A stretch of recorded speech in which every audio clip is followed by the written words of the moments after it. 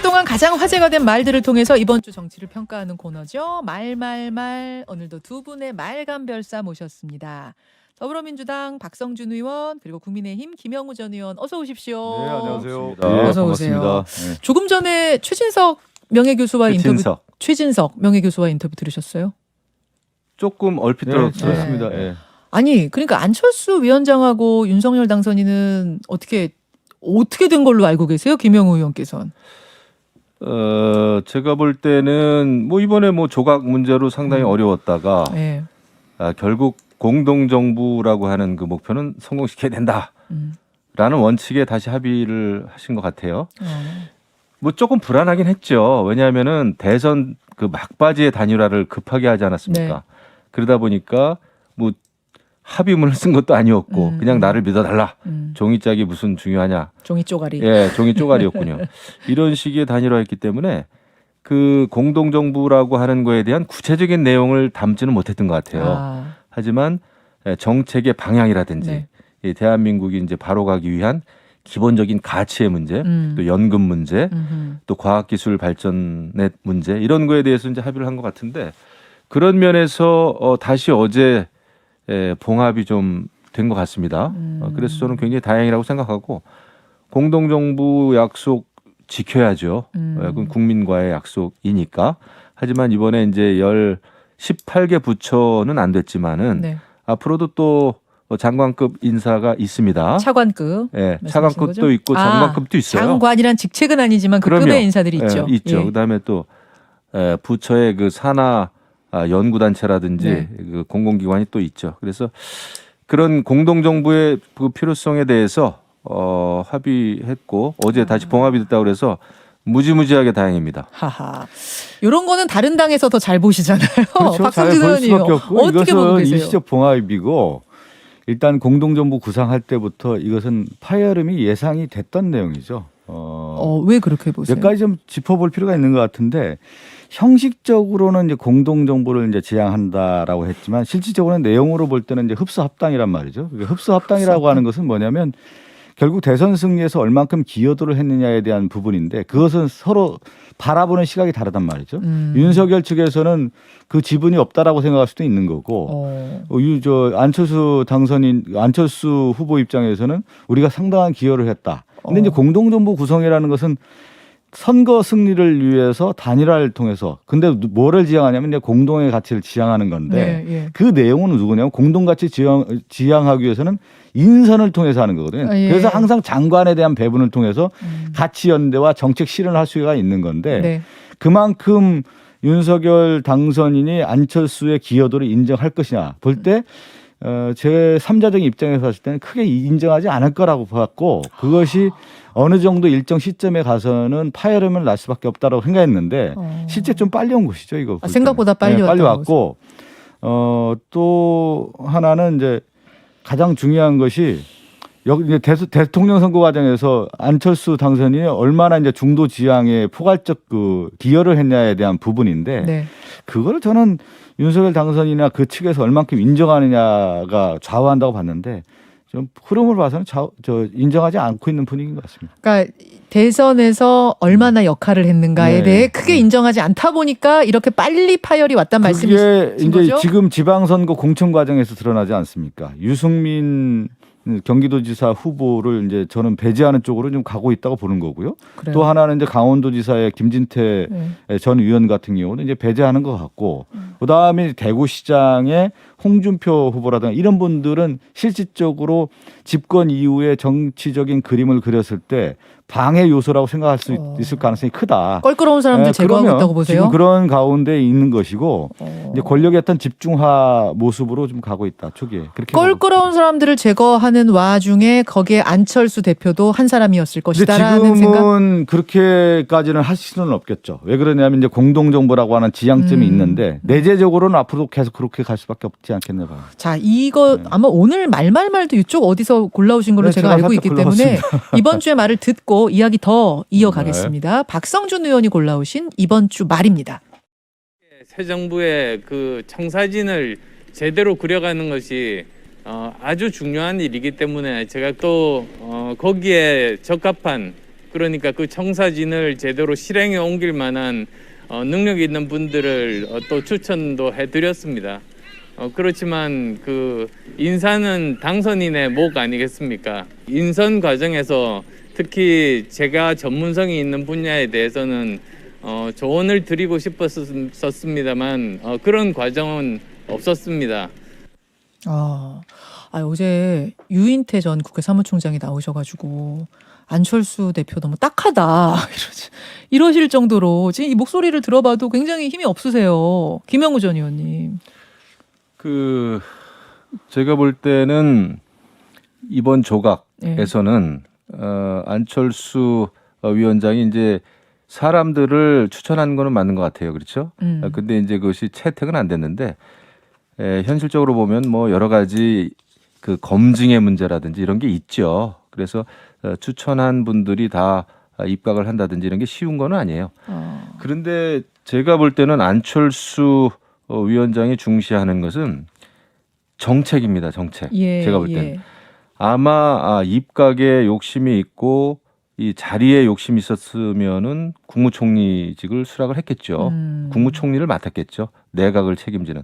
그게 가장 어떻게 보면 강력한 공동정부의 형태인데 네.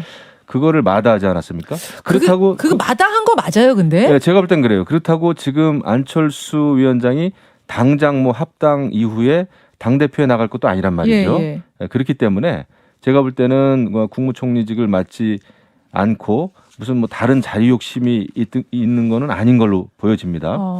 그런 면에서 어제 이제 우리 박성준 의원님은 일시적인 봉합이다 그러는데 원래 그렇습니다. 정치권에서는 일시적인 봉합 한 다음에 또 새살이 나오고 그러는 거예요. 뭐 완전히 뭐 물리적인 화학적인 결합 이거는 불가능한 거예요. 만에 하나 지난번에 만약에 단일화할 때 합의문에 내각의 몇 명 국민의당 안철수 위원장 쪽이 추천한 인사를 하겠다 이렇게 썼더라면은 민주당의 반응은 딱 그걸 겁니다.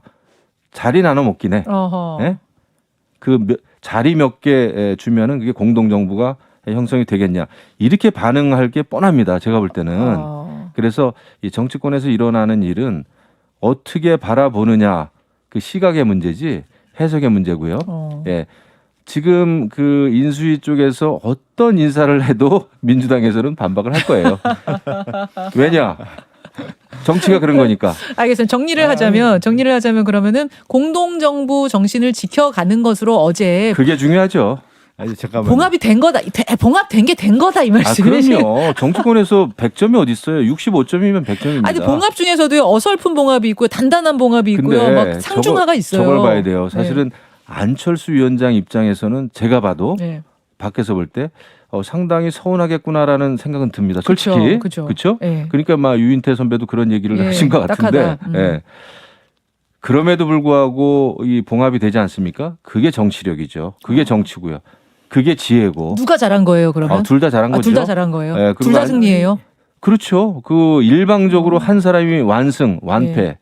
이거를 피하는 게 정치인데 저는 어제 최선을 다했다고 봅니다. 양쪽이. 이렇게 되기 전에 윤 당선인이 더 통합의 정신, 어떤 공동정부 정신을 조금 보여주셨으면 됐잖아요. 아니죠. 아니에요? 어제 봉합이 된 거죠. 그러니까 이거를 우리가 물론 타이밍도 중요합니다만은 그래도 인수위가 깨지지 않고 만에 하나 안철수 위원장이 정말 자리를 박차고 그만두겠다. 이렇게 갔더라면은 또 어떻게 됐겠습니까? 이런 표현까지는 안 쓰려고 했는데 일시적 봉합이라고 표현을 쓰지 않았습니까? 그런 뭐냐면 안철수 인수위원장이 굴복한 거예요. 윤석열 당선인의 그 세와 힘에 의해서 안철수 인수위원장은 지금 퇴보를 한 거죠. 한 발짝 물러선 거죠. 그럴 수밖에 없는 상황 아니겠습니까? 초기에 이 정치라고 하는 것은 윤석열 후보 당시에 안철수 중도 세력이 필요했기 때문에 제안을 한 거 아니겠어요? 그래서 뭐냐면 국민 통합 정부를 하고 인수위 구성부터 공동정부 구성까지 협의하겠다 했는데 인수위 위원장은 해줬지만 더 중요한 정부 구성에서는 배제시켰단 말이죠. 근데 이 배제시킬 때 안철수 위원장은 분명히 그걸 제안하지 않았습니까? 첫 번째는 정치 개혁에 관련된 부분은 반드시 하겠다라고 했는데 이것이 이제 넘어갔단 말이죠. 실제 이제 이루어지지 않은 거고 네. 더 중요한 것은 또 뭐냐면 과학기술과 보건복지 분야에서는 왜 그러냐면 안철수 인수위원장이 가장 전문가란 말이에요. 그리고 대선 과정에서 연금 문제라든가 이런 개혁 과제에 대한 얘기를 끊임없이 했는데 네. 이번에 보건복지부 장관 후보자 보면 전혀 그냥 아무런 상관이 없는 그 전문가도 아닌 사람 말이에요. 그것은 뭐냐면 이 상징이 뭐냐면 안철수 인수위원장에 대한 배려가 전혀 없다라는 거고 특히 과학기술 분야 같은 경우는 언제나 얘기했잖아요. 미래 가치를 실현하기 위해서 4차 산업혁명을 대비하기 위해서 안철수 위원장이 할 역할이 있고 그것을 정책에서 실현해서 공동가치를 실현하겠다 얘기했지만 이 공동가치가 실현이 없는 거고 사람이 없다고 하는 것은 결국은 뭐냐면 파열음이고 여기서 둘이 만났다라는 것은 안철수 인수위원장이 일단 저자세로 갈 수밖에 없는 상황으로 이렇게 해석될 수밖에 없는 굴복이다. 거죠. 여기선 정치력이다. 화합이다 이러셨는데 둘 다 승리다 하셨는데 여기서 정치는 힘이 굴복이다. 아까 정치가 뭐 이런 것이다 했는데 정치는 세고 힘이에요. 지금은 윤석열 당선의 모든 힘이 쏠려 있기 때문에 안철수 인수위원장이 어떻게 할 수 있는 여지가 없는 거죠. 퇴로가 없어요. 네, 지금은 그렇죠. 지금. 잘 안 됐으면 하는 질투심이 너무 강하신 것 같아요. 아니 그렇지는 않아요. 물론 아니, 상황을 우리가 이제 해석하는 정치라는 게 거니까. 파워 게임인 것은 사실입니다만은 네네. 그래도 양보하고 뭐 때로는 또 지는 척도 하고 그래 가면서 해야지 아하. 힘으로 밀어붙이겠다 힘이 최고다라고 하면은 위험하십니다. 아니, 지금 윤석열 당선이 힘으로 밀어붙이고 있는 상황이니까 이게 자 힘이 없는 보겠습니다. 안철수 위원장이 물러난 거죠. 공동 정부 정신이 그럼 앞으로 어떻게 구현되는지를 보면 진짜 굴복한 건지 그럼요. 아니면 길게 뭔가 봐야죠. 타협점을 찾은 건지가 나타날 것 같아요. 좀 지켜보는 쪽으로. 뭐 지켜보는데 뭐 큰 차이는 없을 겁니다. 지켜볼 수밖에 없죠. 또. 자, 그렇다면은 여기까지 박성준 의원의 말을 봤고요. 김영우 전 의원이 골라오신 이번 주의 말로 넘어가겠습니다. 인사 참사 정도가 아니라 대국민 인사 테러입니다. 공정이 아닌 공신을 챙겼고 상식은 내팽개에 친 채 상상을 초월했습니다. 통합을 바라는 국민들에 대한 전면적이고 노골적인 정치 보복 선언입니다. 벌써부터 한동훈보다 차라리 별장 성접대 사건의 김학의 전 차관이 낫겠다는 이야기까지 나오고 있습니다. 와, 박홍근 민주당 원내대표가 한동훈 검사장의 법무부 장관 지명을 보고 한 말입니다. 김학의 전 차관이 낫겠다는 얘기까지 나온다. 이 말을 왜 골라오셨죠, 김영우 전 의원께서? 그렇죠. 왜 이 말을 골라왔는고 하니 이 한동훈 법무부 장관 지명에 대해서 굉장히 민주당이 지금 격앙돼 있어요. 네네. 격앙돼 있고 한편으로는 굉장히 두려움에 떨고 있는 것 같습니다. 두려움이다. 네, 예, 두려움에 떨고 있는 것 같아요. 두려움이라는 감옥에 갇혀 있는 것 같아요. 왜냐하면 이제 이게 정치 보복이다, 노골적인 이런 표현을 했단 말이에요.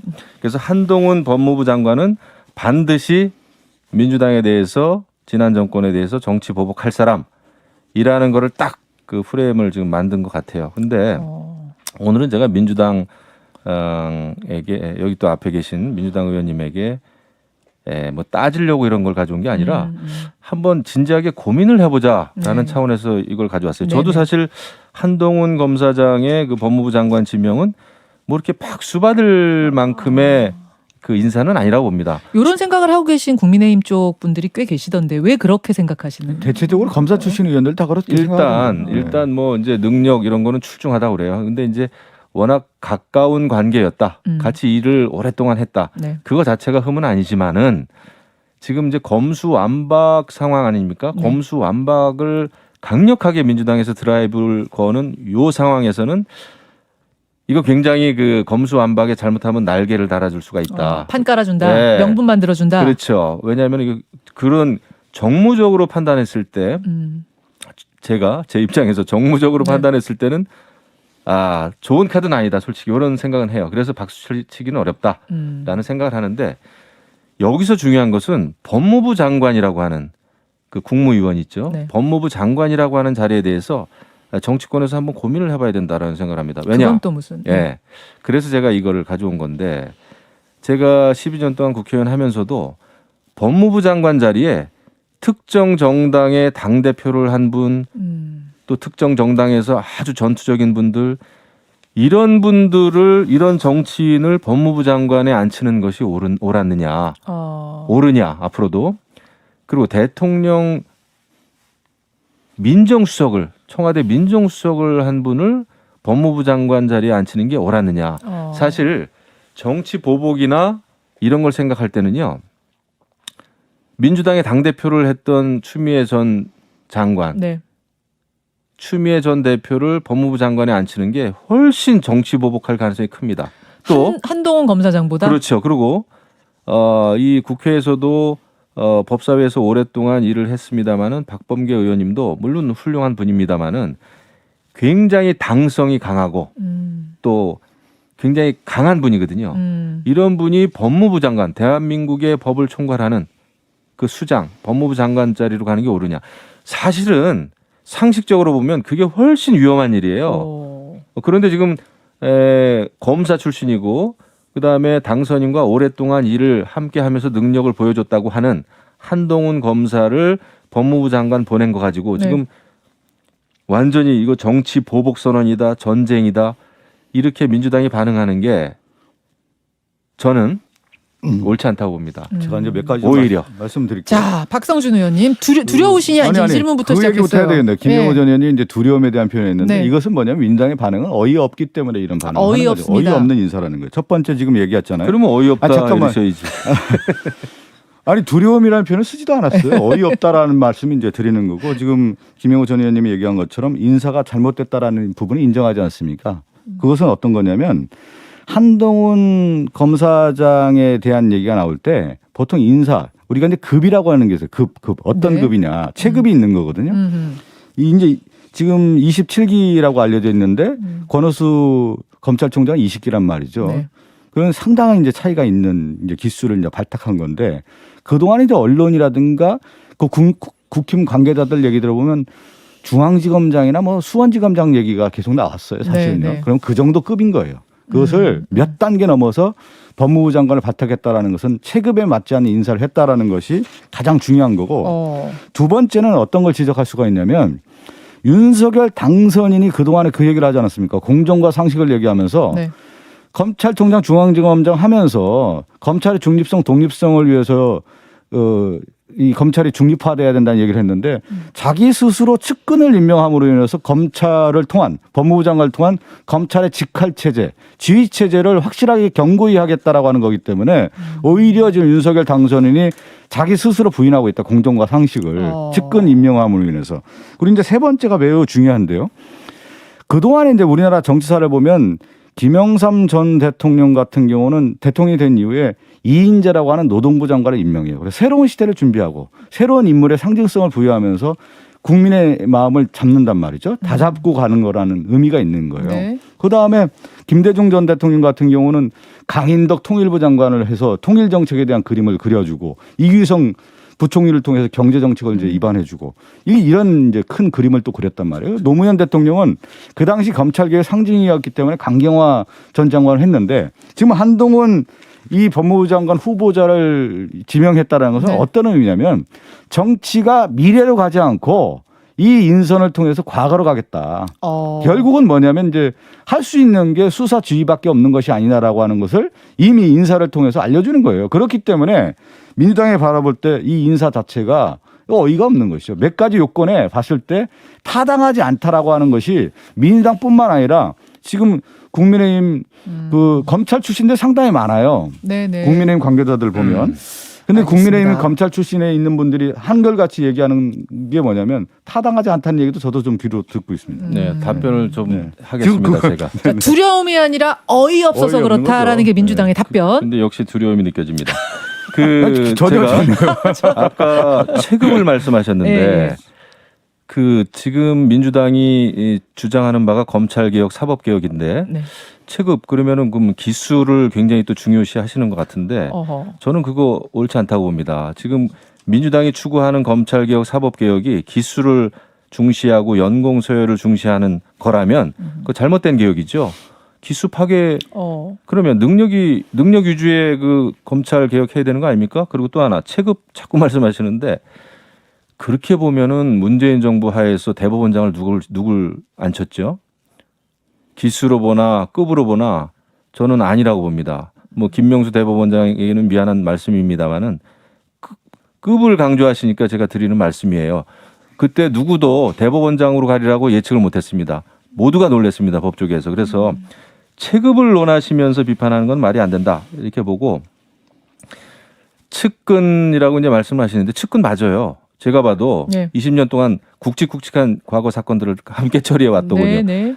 그런데 이 국무위원 장관 자리에 측근이라고 해서 안 된다는 것도 또 말은 안 돼요. 왜냐하면 대통령제 국가 아닙니까? 대통령제 국가에서는 결국은 대통령이 신임하고 또 능력을 익히 아는 사람을 앉히는 게 너무나 이상한 일은 아닙니다. 하지만 저라면 제가 당선인이라면은 이제 한동훈 검사를 법무부 장관에 앉히진 않았을 거예요. 정무적으로 볼 때. 예, 정무적으로 볼 때 왜냐하면 유리한 수가 아니다 그 말씀이에요. 민주당이 이렇게 강한 반발이 네, 예측이 되고 네네. 검수완박이라고 하는 거에 날개를 달아줄 수 있기 때문에. 근데 왜 그러면 윤 당선인은 그냥 이렇게 지금 불 보듯이 민주당이 반발할 게 뻔한 인사였는데 왜 그런 것 한동훈이라는 같아요. 인사를 갔을까요? 역시 그 정치권에 오래 있지 않은 분이었기 때문에 그런 생각을 그냥 한 것 같아요. 그 법무행정을 뭐 현대화한다. 그다음에 이제 한동훈 검사 능력 있다.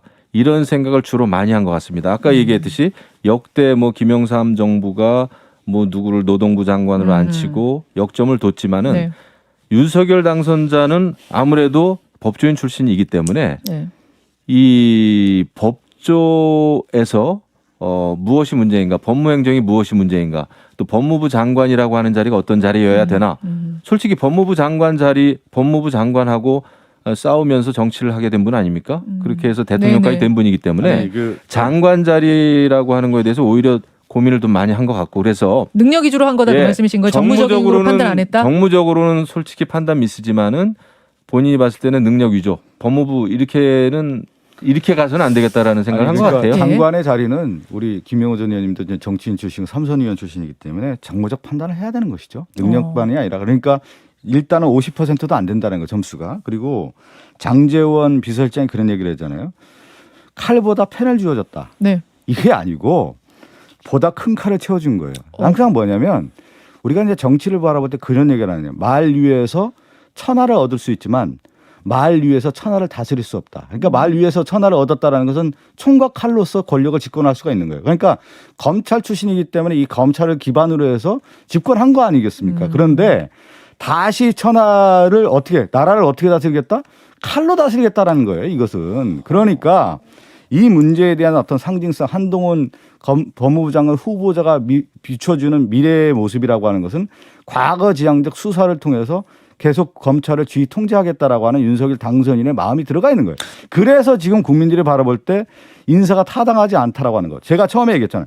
정치는 장관이라고 하는 건 정무적 판단과 능력과 더불어서 결국은 미래로 가야 되는 건데 이 인사 자체가 과거 지향적으로 가고 있다라는 것을 제가 지적하는 겁니다. 추미애 전 장관보다 큰 칼을 찾던 분이 계실까요? 법무부 장관에? 자, 제가 여기서 일단은 좀 정리를 해야겠습니다. 왜냐하면 제가 정리를 하는 이유는 한 1분쯤 큰 칼 옆에 남았는데 차지 않았습니까? 오늘이 말말말 코너 마지막 시간이어서 두 분께 우리 청취자들께 인사드릴 기회를 좀 드려야 될 것 같아서요. 박성준 의원님, 아니, 우리 한 저는 1년 같이 달려왔나요? 1년까지는 안 됐는데 네. 가장 저는 섭섭한 게 이제 앞으로 김현정 우리 앵커님을 네. 한 2주에 한 번씩 보지 못한다는 게 가장 섭섭한데. 제가 영상 통화 드릴게요. 그동안 너무 고생 많으셨습니다. 아유, 감사합니다. 김현정 뉴스를 나와서 저도 인지도가 많이 올라갔습니다. 그동안 정말 아침에 고생해 주셨고요. 네. 김영우 전 의원 지금 만나자마자 이별이라고 좀 안타깝습니다. 저는 뭐 몇 번 나오지도 않았는데 너무 크게 당하는 것 같습니다. 억울합니다. 더 좋은 코너로 새로운 코너 만들어서 두 분 다시 만날 수 있는 기회 제가 마련해 네, 보도록 하겠습니다. 고맙습니다. 아침 이른 시간마다 이렇게 다 준비하고 나오시는 게 보통 성실함이 아니거든요. 박성준 의원님, 김영우 전 의원님 고생하셨고 김영우 전 의원 오시기 전에 김은혜 의원이 또 이 자리 채워주셨었잖아요. 예. 김은혜 의원께도 감사 인사드리겠습니다. 두 분 고맙습니다. 네, 감사합니다. 네, 감사합니다.